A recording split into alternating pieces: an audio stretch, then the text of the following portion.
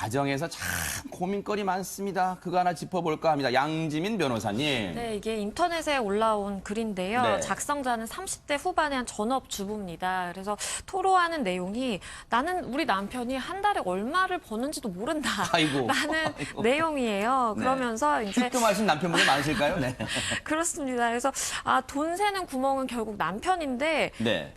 아내인 나에게 절대로 경제권을 넘기려고 하지 않는다라고 아하. 이제 주장을 하고 있는데요. 네. 실제 상황을 보면 조금 안타깝습니다. 네. 왜냐하면 이 여성이 사실은 이제 원래 일을 하셨던 분인데 아이가 있습니다. 아하. 아이가 지금 돌도 되지 않은 이제 아기를 돌보고 있는 상황이기 때문에 육아휴직 상태고요. 그렇군요. 남편분은 이제 자영업을 하시는 분이기 때문에 수입이 일정하지는 않지만 조금 이제 들쭉날쭉한 겁니다. 네. 그런데 한 달에 한 150만 원 정도를 생활비로 아내에게 지급을 한다라고 합니다. 네. 그래서 그 생활비로 그러면 어디까지 써야 되느냐라고 네. 보니까 일단은 아내와 남편, 아이 그 세 가족에 대한 식비, 네. 아이를 위해서 구매하는 육아용품이 네. 있잖아요. 그리고 아기니까 뭐 분유값, 네. 기저귀값 들 거고요. 네. 거기에 아이 교육을 위한 뭐 문화센터 비용이라든지 뭐 아내분이 필요해서 조금 쓰는 용돈이라든지 이 모든 게 포함된 돈이 한 달에 150만 원이라는 네. 거죠. 아니 일단 이거는 짚어볼게요.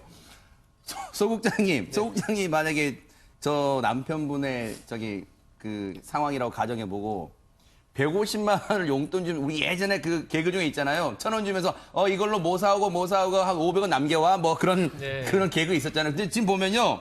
150만 원 주면서요. 식비, 아이 육아용품이 지금 한두 푼입니까? 분유값, 기저귀값, 문화센터 비용, 그리고 당신 용돈까지 해 150만 원 이랬답니다. 최근에 그런 통계가 하나 있었어요. 네. 그 주부의 어떤 경제적인 가치를 한번 환산을 해보니까 네. 시급으로 했을 때 한 1,569원 정도 된다. 이런 통계가 나왔었습니다. 진짜 소국장 너무 정말 똑똑하세요. 네네, 알겠습니다. 말씀하세요. 그러니까 이게 우리 아까 지금 말씀하신 부분은 네. 제가 한 30년 전에 군대 있을 때 들었던 얘기예요. 네네. 군대 고참병이 돈 네. 주고 이걸로 그렇죠. PX 가서 사오면서 그렇죠. 담배 남겨라 사오고 그러잖아요. 새우깡 네. 사오고 뭐 다 오라 하는 네. 얘기인데, 그러니까 이런 식으로 이제 어떤 남편이 내가 다 관리를 해야 된다. 경제권을 내가 갖고 네. 일부를 이제 아내에게 주면서 아하. 모든 걸 다 알아서 해결해라. 그러니까요. 네, 이런 식으로 하는 경우가 좀 뭐 과거에는 좀 네. 있었지만 요즘 많이 그래도 줄어들었는데 아하. 아직도 그런 좀 그러니까요. 생각을 좀 갖고 있는 분들이 있는 것 같고, 그것이 또 어느 정도 적절한 선이라면 몰라도 네. 너무 낮은 수준에서 그렇게 한다라는 것은 그러니까요. 여러 가지 어떤 가정 포함해서 네. 갈등 요인으로 작용할 수가 있는 거죠. 네.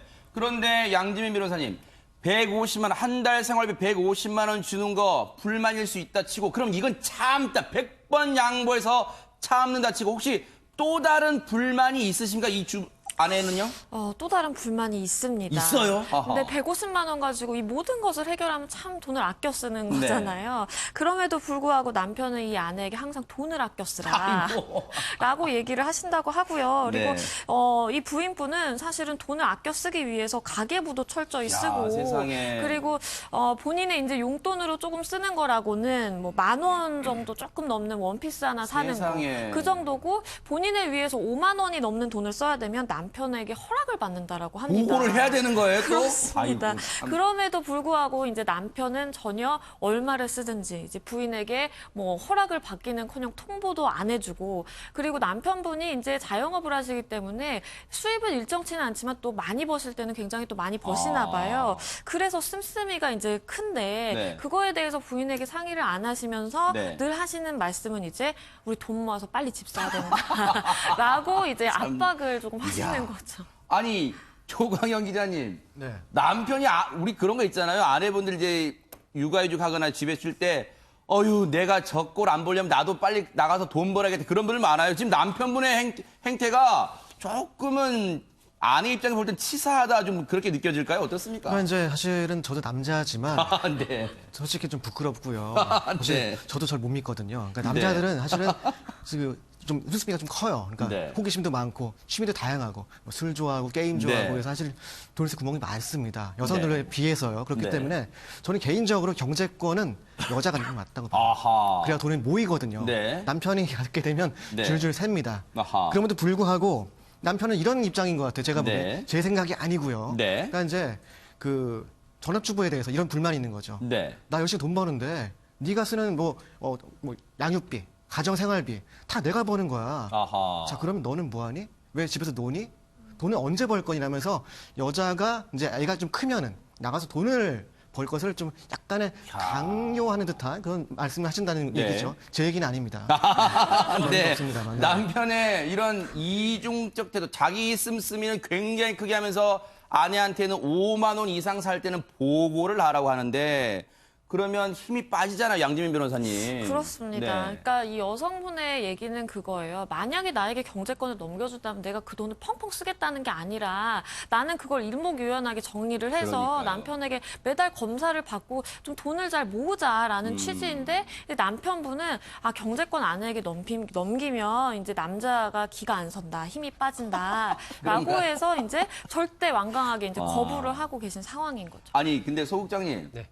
이 아내에게 경제권 맡기면 남자가 힘이 빠집니까? 어떻습니까? 네. 이게 이른바 70년대 사고죠. 네. 그러니까 이 남편 입장에서는 이제 네. 나는 내 맘대로 하겠다. 네. 그러니까 당신은 내 말 들어라. 아. 자기에 대해서는 간섭하지 말고 네. 그냥 자기는 자유롭게 돈 쓰고 필요한 거 쓰면서 네. 대신 당신은 나의 통제 속에서 움직여라라는 아. 이 굉장히 이제 전근대적인 어떤 그런 사고를 갖고 있는 것이기 때문에 네. 지금 같은 상황에서 이렇게 된다면 이게 요즘에 이제 워낙 이 SNS 통해서 많은 부분들이 개방되고 있다 보니까 여성들도 많은 걸 알지 않습니까? 네. 이렇게 되면 이제 처음에는 모르겠지만 조금 지나면 반드시 어떤 가정에 갈등이 생기거든. 문제가 아하. 어떤 생기거나. 네. 그러니까 이런 부분들은 오히려 가정의 평화를 위해서도 좋지가 않습니다. 이런 게. 그러니까요. 예, 이런 부분은 좀 생각을 바꾸시는 게 좋지 않을까 생각합니다. 그런데 양지민 변호사님, 경제권 넘기라 해도 안 넘긴단 말이에요, 남편이. 그럼 뭔가 이 묘책, 비책을 혹시 아내분이 뭔가 좀 내놔야 되는 거 아니에요? 어떻습니까? 그래서 이 아내분이 이제 생각을 해보니까 그래, 그러니까 내가 지금 육아휴직 중이고 당신만 돈을 버니까 그러면 경제권을 안 넘겨도 좋으니까 제발 어디에 돈을 쓰는지만 나에게 좀 알려달라. 야, 멋있었는데요. 네. 통장 내역을 좀 공개해달라라고 이제 요구를 했더니 남편분께서는 싫다, 의심받는 기분이 이야. 들어서 나는 그렇게 이제 통장 공개를 못하겠다라고 하시고요. 네. 그러니까 이 아내분 입장에서는 나도 돈을 모아서 집을 사고 싶은데 지금 상황으로는 영 힘들 것 같다라고 토로하셨죠. 김광삼 변호사님, 여기까지만 들려드리면 이제 많은 시청자분들, 특히 뉴스파이터는 이제 많은 전국에 계신 이제 우리 주부님도 계시고 여성분들 많이 모시는데 지금까지 내용만 들으면 이 남편분이 너무 코너에 몰려요. 그러니까 김광삼 변호사님이 남편분의 입장을 좀 옹호해 주시면 어떨까요? 지금 어떤 입장일까, 남편분은? 제가 옹호했다 지탄의 대상입니다. 아, 그런가요? 네네. 일단 이제 그 일반적으로 이 가족들, 이제 가정을 보면 말이죠. 네. 경제적 그 어떤 주도권을 쥐면 상당히 우월적인 주의가 있어요. 아. 그러니까 아니면 인간적인 뭐 인격적인 측면에서 우월적 주의라는 게 아니고 어떻게 보면 뭐 부인이 뭘 하고 하는데 자기가 컨트롤할 수 있거든요. 그런데 자신이 돈 쓰는 것은 마음대로 쓸 수가 있어요. 아. 그러면 그런 측면에서 보면 남자 입장에서는 굉장히 편리한 거죠. 네. 그런데 이제 가정들을 이렇게 쭉 보면 네. 어느 한쪽이 경제적 재테크를 잘해요. 아하. 그러면 경제권을 넘겨주는 게 굉장히 많이 있습니다. 네. 그런데 전업주부인데 그냥 재테크 관념이 없고 살림만 하고 그러면 굉장히 부인을 신뢰하지 못해요. 자기가 재테크도 잘하고 돈 버는 데는 뭔가 일각이 있다고 일각이 생각하면 있다. 절대로 경제 주도권을 넘겨주지 않습니다. 네. 그런데 이제 가족이라는 건 운명 공동체잖아요. 그렇죠.